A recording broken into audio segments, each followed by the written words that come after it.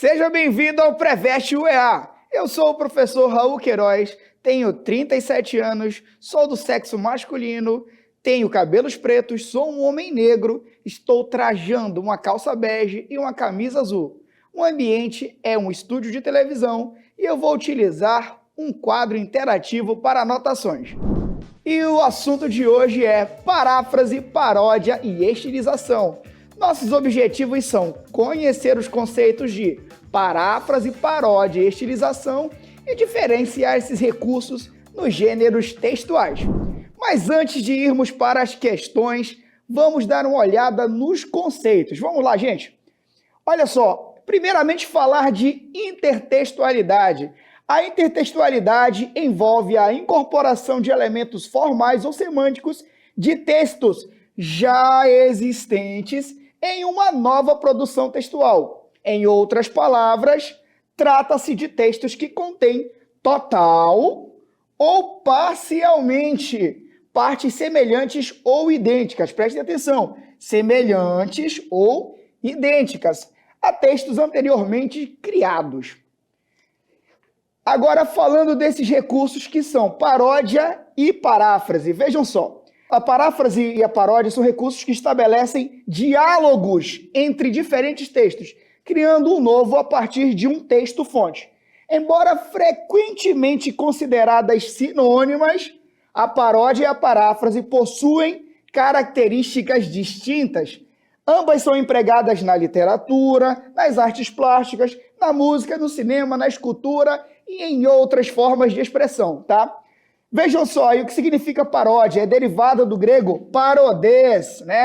Que significa canto ou poesia semelhante a outra.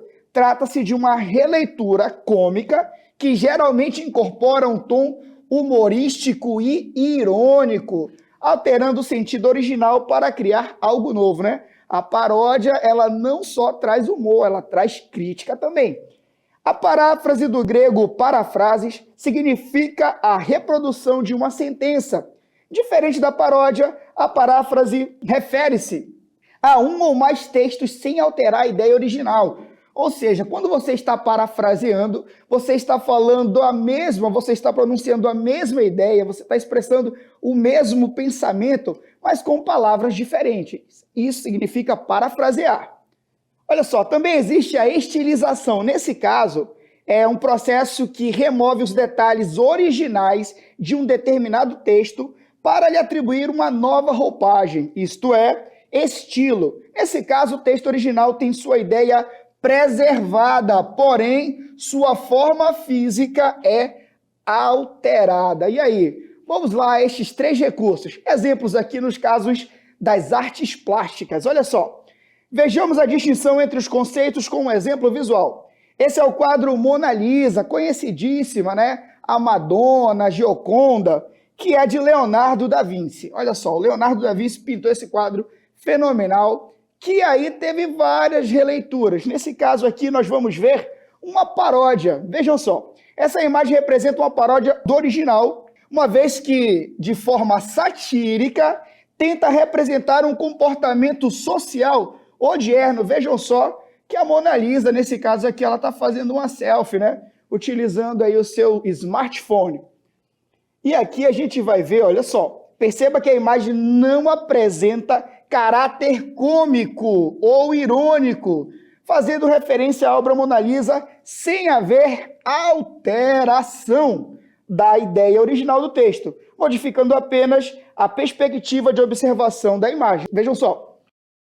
Aqui a imagem da Mona Lisa, ó, tem essa visualização, né? A gente não vê a sombra aqui atrás. Já aqui é como se a Mona Lisa estivesse olhando para outro lugar e a imagem estivesse visualizando uma outra perspectiva atrás dela também. Vamos ver agora aqui, olha esse quadro, né? Olha só esse quadro aqui que é do Fernando Botero. O Fernando Botero, cara, ele é um artista excepcional que faz esse tipo aqui de pintura que vem retratando, vem fazendo uma releitura de obras já conhecidíssimas como a Mona Lisa. Olha só, ele possui o seu próprio estilo. Esse é o estilo próprio do Botero. Fazer essas imagens mais fofinhas assim, né? Que trazem um pouquinho mais de graça, né? Que dão um pouquinho mais de de humor ao quadro original, mas que tem o seu próprio estilo. Ele não está criticando, né? Nota aqui que você não nota uma crítica, você não vê crítica, você não vê uma sátira ao quadro original. Simplesmente, os quadros que o Botelho vai pintar, que ele pinta no caso, que ele já pintou, são todos dessa forma. Então esse aqui é um estilo dele, olha só. Reproduz suas obras famosas, várias obras famosas com sua marca. Essa daqui é a marca do Botelho. Então significa que esse é o estilo dele. Esse é o estilo. É pegar uma obra, não tirar a sua essência, porém dar a ela uma nova forma física. Isso acontece nas artes plásticas, isso acontece na música, na literatura e em muitas outras obras. No caso aqui, ó, um exemplo muito comum de estilização é transmitir mensagens que estão originalmente em um gênero, em outro. Por exemplo, se nós formos recriar a história, reproduzir a história de Romeu e Julieta em cordel, por exemplo, a história vai se manter com os mesmos representantes, com os mesmos personagens, né? Romeu e Julieta, suas famílias que brigam, só que a história será contada no cordel, que tem um outro estilo, tá bom? Então isso é estilização. Partindo para o mais comum, que é a intertextualidade em textos escritos, vejamos estes dois exemplos.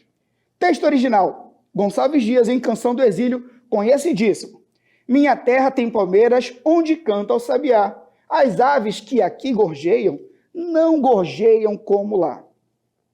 Agora vamos ver uma paródia da Canção do Exílio, que foi feita pelo Murilo Mendes. Minha terra tem macieiras da Califórnia, onde cantam gaturamos de Veneza.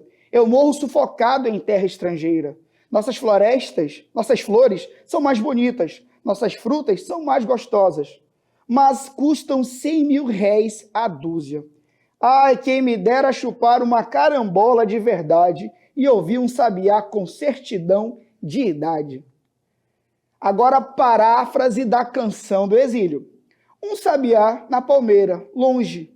Estas aves cantam um outro canto, onde tudo é belo e fantástico. Só na noite seria feliz. Um sabiá na palmeira, longe. Nova Canção do Exílio de Carlos Drummond de Andrade.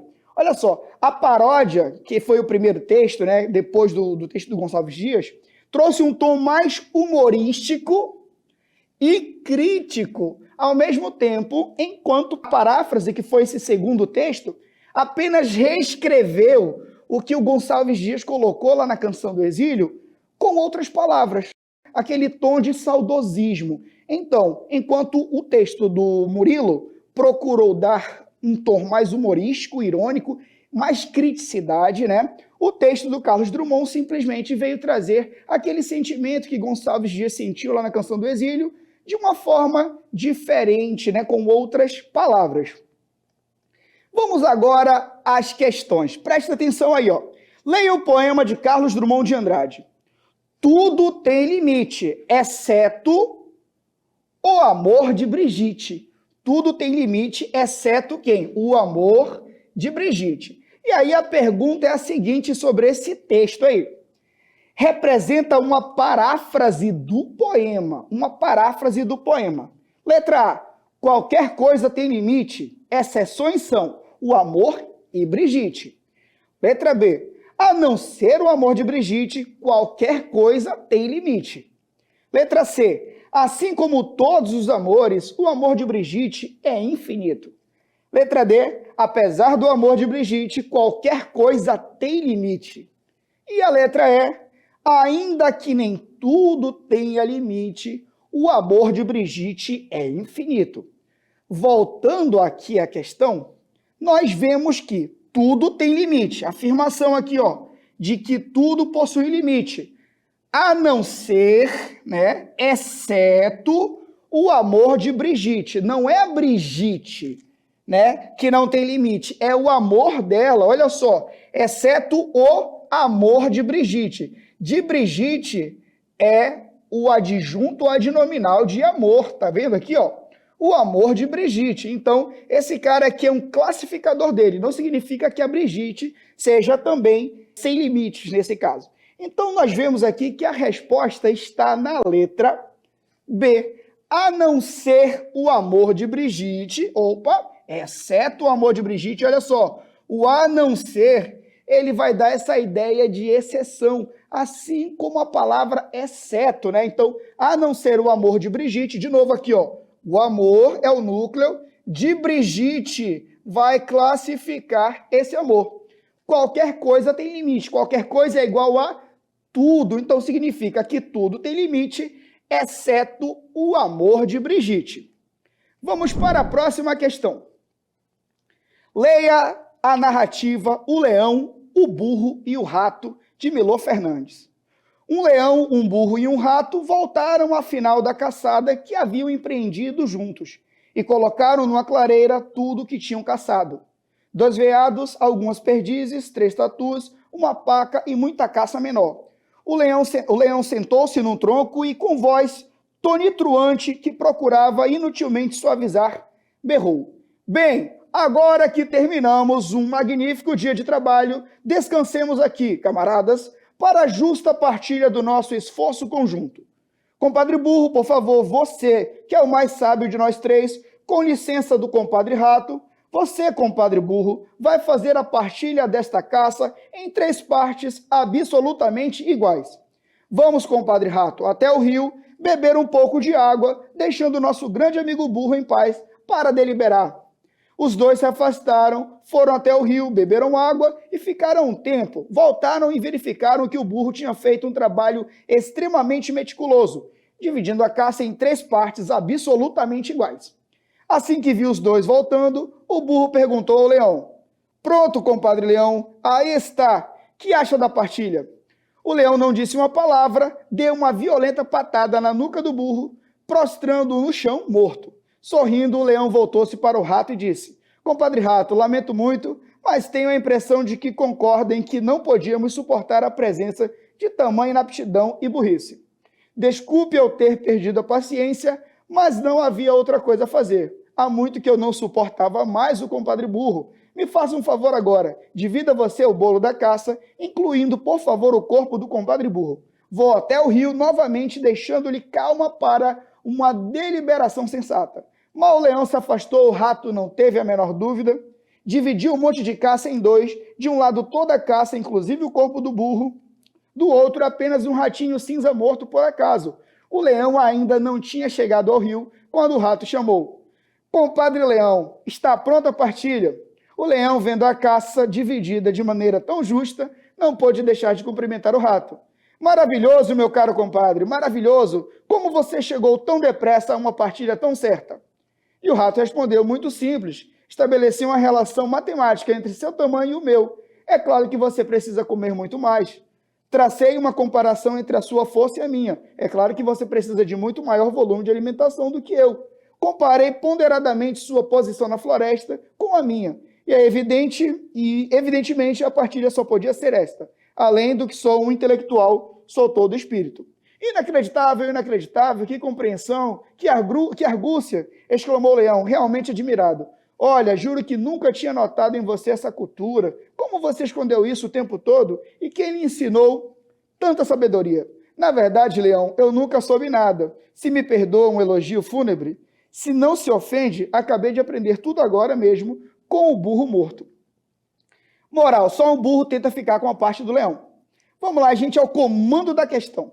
A narrativa de Milor Fernandes afasta-se do modelo tradicional da fábula, que é trazer aí um ensinamento, na medida em que se emprega um tom, como a gente viu lá no final, um tom paródico, ou seja, ele trouxe uma paródia com comicidade e também criticidade ao comportamento que é de certa forma, injusto do leão, né? E aí a gente traz, então, uma paródia pelos fatos de haver ironia e comicidade, tá bom? A paródia é isso. Do contrário, é apenas o pastiche, que é assunto para uma próxima aula.